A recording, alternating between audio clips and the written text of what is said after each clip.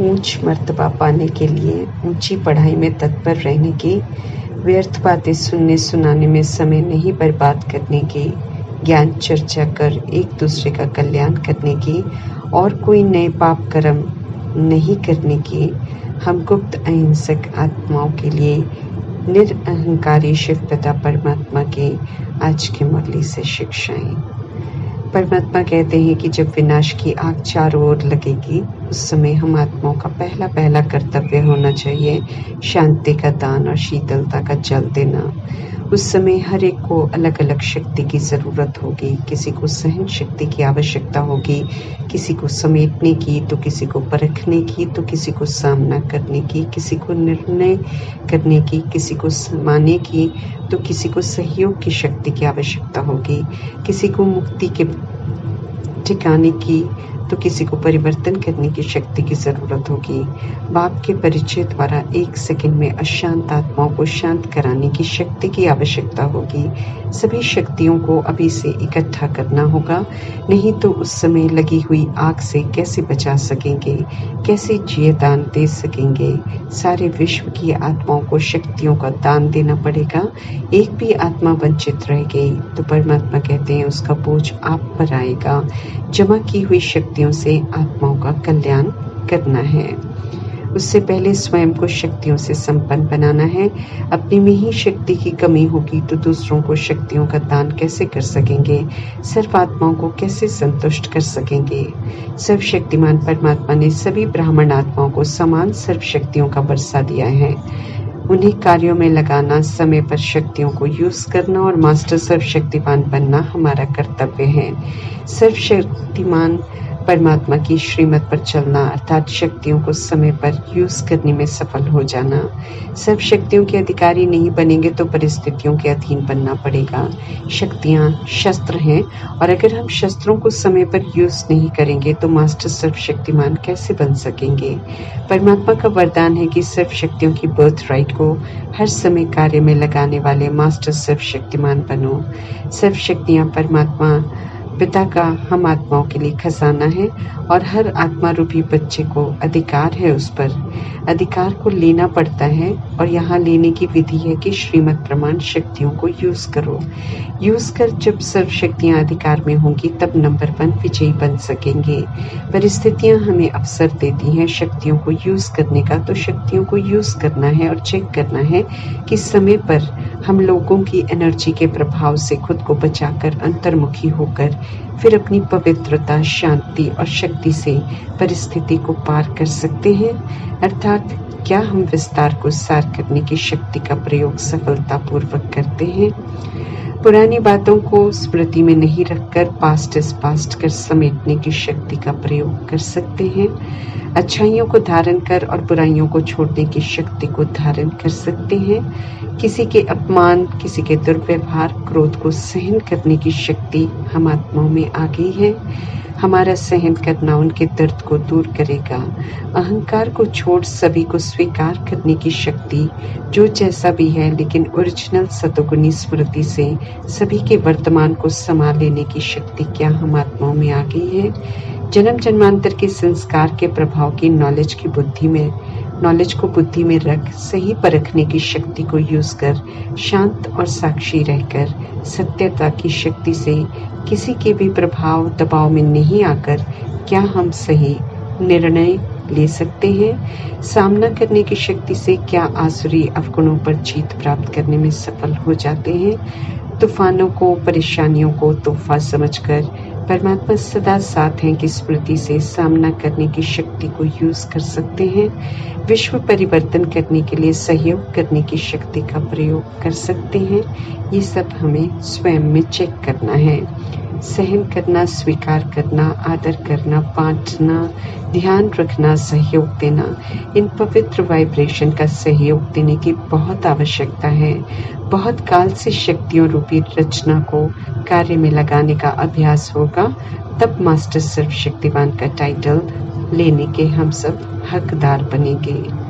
विश्व परिवर्तन महान कार्य है। सभी के उमंग उत्साह से ये कार्य संभव होगा, इसलिए परमात्मा कहते हैं कि उमंग उत्साह का सहयोग दो।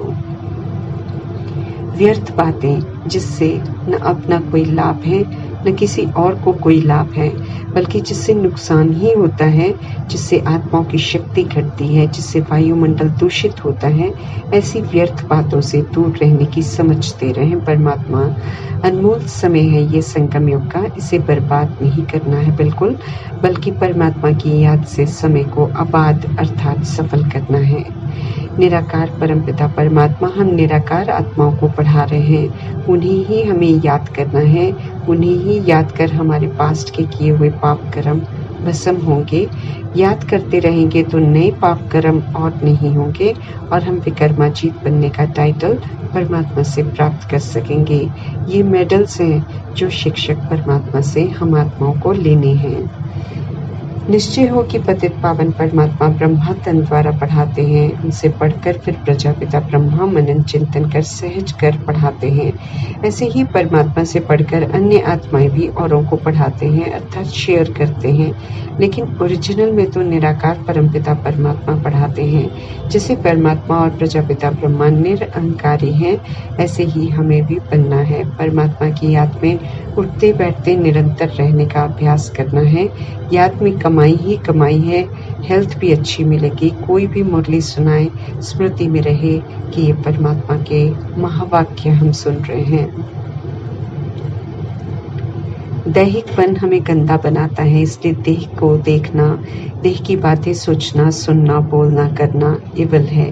आत्मा की शक्ति को ये घटाता है, इसलिए इसमें सेकंड भी वेस्ट नहीं करना है। सिर्फ अब ज्ञान और योग की बातें करनी है। आत्मा रूप में सब भाई भाई हैं, इस समय सब परवश हैं, ड्रामा में अडॉप्ट किए हुए संस्कारों प्रमाण कर्म कर रहे हैं। स्वधर्म से सब विस्मृत हैं, इसलिए किसी की भी ग्लानि नहीं करनी है न सुननी है। जो बेकार की बातें सुनाते हैं उन्हें अपना दुश्मन समझना है। पतित दुनिया का विनाश होना है, उससे पहले बेदाग बनना है और परमात्मा से पूरा वर्षा लेना है, ये ऊना रखना है। बाकी इसकी उसकी बातें कर पाप आत्मा नहीं बनना है। दुनिया के समाचार लोगों को लेकर टिक्का टिप्पणी करना, इसमें समय बर्बाद नहीं करना है। विश्व का मालिकपन आबाद होने का समय है, इसलिए अब तुच्छ कर्मा नहीं करने हैं और पाप नहीं करने हैं। चढ़ती कला में ले जाने वाले सिर्फ परमात्मा है, बाकी सब गिरे हुए हैं, इसलिए गिराने का कार्य ही करते हैं। तो गिरी हुई आत्माओं के मत पर हमें नहीं चलना है। हमें ईश्वरीय पढ़ाई पढ़कर राजयोग सीखकर राजाओं का राजा बनना है। संगम युग में स्वराज्य अधिकारी और भविष्य में विश्व राज्य अधिकारी बनना है। सुखधाम स्थापन करने में परमात्मा का मददगार बनना है। जिन आत्माओं ने सृष्टि रूपी ड्रामा में सुखधाम का सुख अनुभव नहीं किया, कभी वे सुख की चाहना भी रखेंगे नहीं। उन्हें शांति की ही चाहना होगी, क्योंकि उन्हें 2500 वर्ष या उससे भी ज्यादा शांति की अनुभूति होती है, इसलिए वो मन की शांति की ही चाहना रखते हैं। परमात्मा को ऊना है कि सभी को दुखों से छुड़ाकर शांति धाम और सुख धाम में ले जाऊं। ऐसे ही हम आत्माओं से भी उम्मीद रखते हैं कि हमें भी ऊना होना चाहिए कि हम सभी को सत्य से परिचित जरूर कराएं। बुद्धि में बैठ जाए कि रावण राज्य का विनाश होना है, महाभारत लड़ाई सामने खड़ी है, तो कभी भी इसकी उसकी बातों में हम समय व्यर्थ नहीं गवाएंगे। फुल पास होने के लिए फुल पढ़ाई पढ़नी है, नापास होने वाले धक्के खाएंगे। परमात्मा संग सगाई हुई है, इसलिए ज्ञान गुण शक्तियों को धारण कर अपना श्रृंगार करना है, ताकि सजनी बन साथ साथ जाए। याद में माया विघन रूप बनेगी, संकल्पों में उल्टे ख्यालात भी लाएगी, परंतु परमात्मा सावधान करते हैं कि कर्मेंद्रियों से हमें कोई भी उल्टा कर्म नहीं करना है। माया से हमें बिल्कुल नहीं डरना है, बल्कि माया जीत बनना है। 63 जन्मों की जो अंदर बीमारी है वो सब बाहर निकल कर खत्म होनी है, इसलिए उल्टे ख्यालात आए तो हमें बिल्कुल घबराना नहीं है। ज्ञान की चर्चा कर अपना और औरों का कल्याण करना है, खुद भी कमाई करनी है, साथ में संगी साथी संबंधियों को भी परमात्मा की याद दिलानी है। सभी को परमात्मा के संग जोड़ना है, क्योंकि वाणी से परे परम धाम जाने का समय आ रहा है। ज्ञान और योग के पंख मजबूत करने हैं। शूद्र से ब्राह्मण, ब्राह्मण से फरिश्ता बनने वाली आत्माएं देवता बनती हैं। भक्ति का पाठ पूरा हुआ, इसलिए भक्ति की सारी बातें भूलकर अब परमात्मा कहते हैं ज्ञान चिंतन, स्वचिंतन और प्रभु चिंतन करो। पहले की तरह सिर्फ दुख के समय हमें याद नहीं करना है परमात्मा को, बल्कि निरंतर याद का अभ्यास करना है और युक्ति से संबंध संपर्क वालों को ज्ञान रत्नों का दान देना है। कहाँ भी जाना पड़े सेवा पर रहना है, परमात्मा की याद में रहना है, अर्थात सेवा पर रहना। ये याद कमाल करती रहेगी। इसके अतिरिक्त हमें अटेंशन रखना है कि हमसे किसी भी प्रकार की कोई भी बेकार की हिंसा न हो। गुप्त अहिंसक सेना है हम सब। दुनिया से हिंसा का राज्य खत्म हो जाए, इसलिए अहिंसक बन गुप्त सेवा पर रहना है। ओम शांति।